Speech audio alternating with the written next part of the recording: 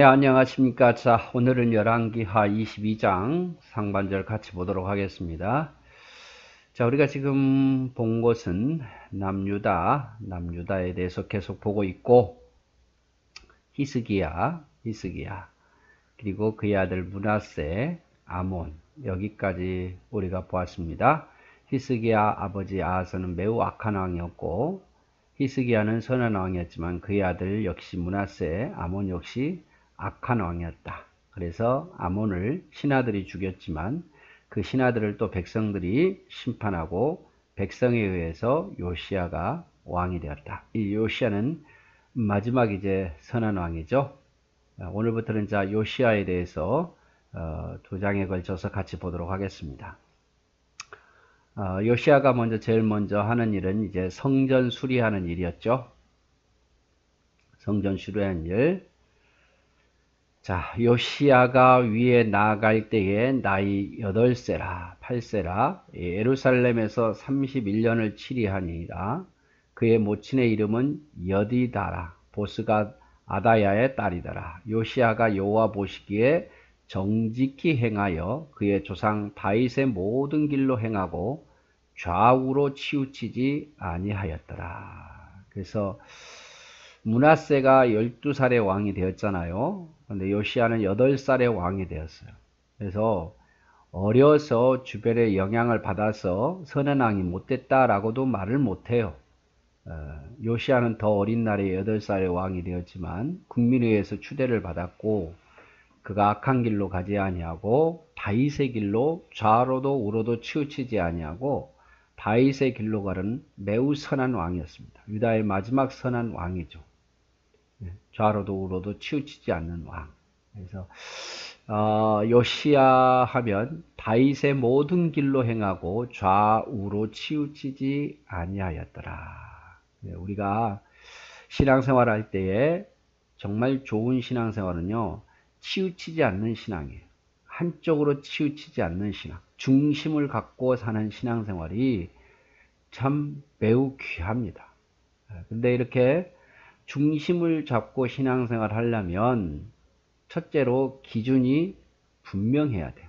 목표가 분명해야 되고 기준이 분명해야 됩니다. 기준과 목표가 없으면요, 가다가 바뀌거든요, 마음이. 우리가 예수님도 말씀하셨기를 손에 쟁기를 잡고 뒤돌아보는 자는 옳지 않다라고 말하잖아요. 그래서 목표와 기준이 분명해야 돼요. 근데 그리스도인들의 목표는 뭡니까? 하나님 영광. 이 땅에서 하나님 영광 마음껏 돌리다가 하나님 나라 가는 것. 그래서 이 땅에서 하나님 영광을 마음껏 돌린 것을 하나님 나라에서 보상받는 것. 그것이 하늘의 상이고, 그리고 이 땅에서 수고한 모든 것이 다 천국에서는 영생을 누리는 보상이잖아요. 그래서 우리의 그리스도인들의 목표는 하나님 영광이에요. 나의 영광이 아니라 나의 성공보다 더 앞선 건 하나님을 위한 성공적인 삶, 하나님 영광을 위해서 살아야 됩니다. 그래서 목표가 분명하고 기준도 분명하죠. 기준이 뭡니까? 우리 신앙의 기준. 사람이 아니죠. 환경이 아니죠. 신앙의 기준은 오직 하나님의 말씀 성경이에요. 성경에 따라 하나님 말씀에 따라 순종하며 사는 것. 그것이 우리의 기준이에요. 어떤 사람은 사람을 기준 삼았다가 어떤 훌륭한 성인을 기준 삼았다가 실망하고 낙심하고 교회를 기준 삼았다가 실망하고 낙심하고 물론 좋은 교회 많고 좋은 목회자 많죠. 하지만 불완전해요. 그래서 우리의 기준은 성경 하나님의 말씀이어야 돼요. 그래서 치우치지 않는 신앙생활을 하려면 환경이 바뀌어도 사람이 바뀌어도 뭐가 바뀌어도 여전히 동일한 신앙생활을 하려면 하나님 영광의 목표를 잡고 그 다음에 성경이 기준이 돼야 돼요. 내 영광과 내 성공이 목표면 내 성공하고 성공하지 않음에 따라서 신앙이 왔다 갔다 하거든요. 기분이 좋았다 안 좋았다, 감정이 좋았다 나빴다. 그래서 기준은 하나님 말씀, 목표는 하나님 영광. 그리고 또 치우치지 않으려면 하나 중요한 게 신뢰해야 돼요. 누구를? 하나님을 신뢰해야 돼요. 하나님이 말씀을 신뢰하고 하나님을 신뢰할 때에 치우치지 않아요. 그렇지 않으면 누가 조금만 사탄이 옆에서 유혹해도, 세상이 조금만 유혹해도, 사람들이 조금만 뭐라 해도 이 신앙이 갈팡질팡하거든요. 하나님을 신뢰해야 돼요. 그런데 요시야는 어떻게 했습니까? 다윗의 모든 길로 행하고 좌로나 우로나 치우치지 아니하였더라. 이런 신앙이죠. 얼마나 어렸을 때 왕이 되어서 신하들이 이런 말 저런 말 했겠습니까? 사람들이 이렇게 해라 저렇게 해라 얕보고 했겠죠. 그러나 하나님 말씀의 기준을 삼고 치우치지 않고 오직 율법에 따라 갔기 때문에 그가 선한 왕이 되었던 거예요. 요시야 왕 18년에 왕이 무술람의 손자 아실리아의 아들 서기관 사반을 여호와의 전에 보내며 가로되, 요시야 왕 18년이라는 것은 이제 그가 나이가 26이 됐다는 거죠. 이건 요시야의 초기 계획은 아니에요. 역대하 34장 3절에 7절에 보면 요시야 12년에 한 차례 개혁을 합니다. 그리고 지금 요시야 18년은 두 번째 개혁이에요.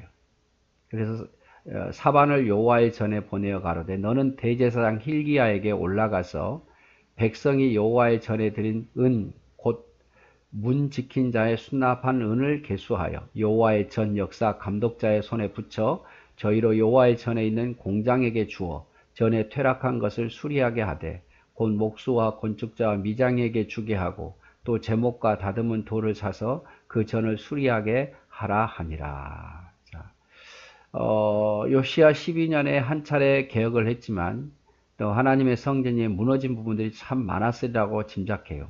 히스기야가 그 일에 앞장서서 했지만 그 아들 므낫세가 통치하면서 또 아몬이 통치하면서 얼마나 많은 우상들을 들여왔습니까? 그래서 성전 여기저기가 회파되고 부정하게 되었죠. 그것을 다시 요시야 18년에 성전을 수리하고 온전히 하나님께서 처음 말씀하셨던 대로 성전을 수리하고자 하죠. 그래서 대제사장 hil기야에게 그런 명령을 합니다. 그러나 저희 손에 붙인 은을 회개하지 아니하였으니 이는 그 행하는 것이 진실함이었더라.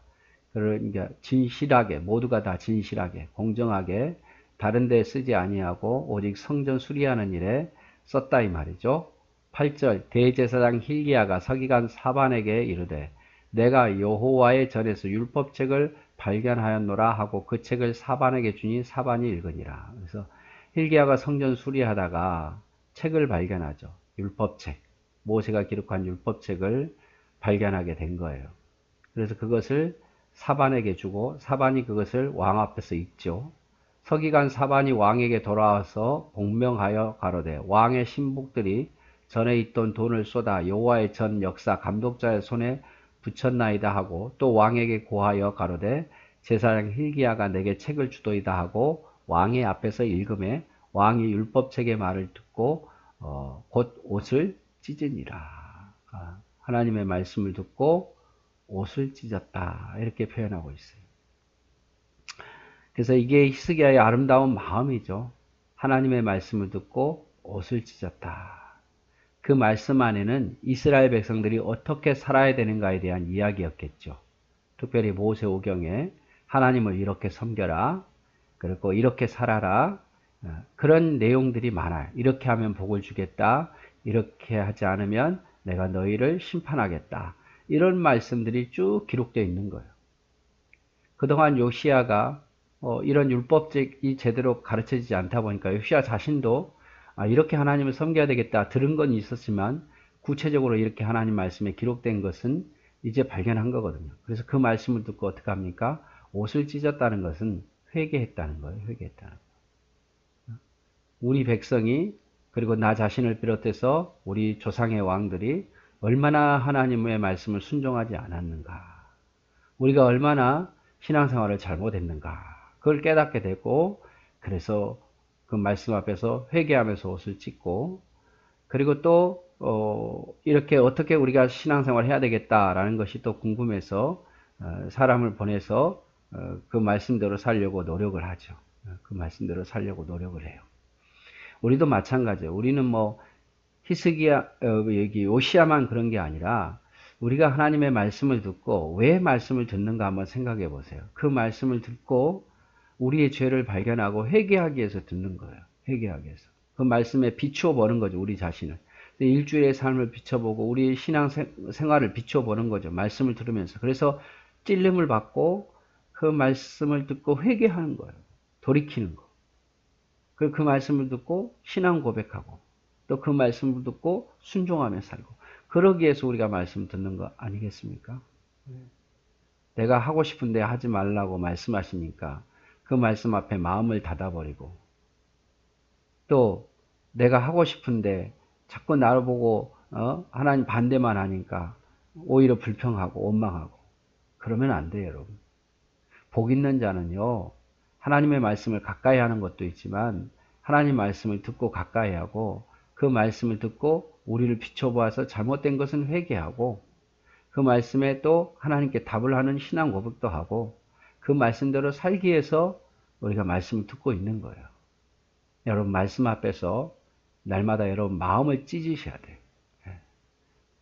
요시야처럼 옷은 못 찢어도 마음을 찢고 회개하고 마음을 찢고 하나님께 고백하고 마음을 찢고 순종하겠다는 다짐을 할 때에 그것이 바로 복이더라 이 말이죠.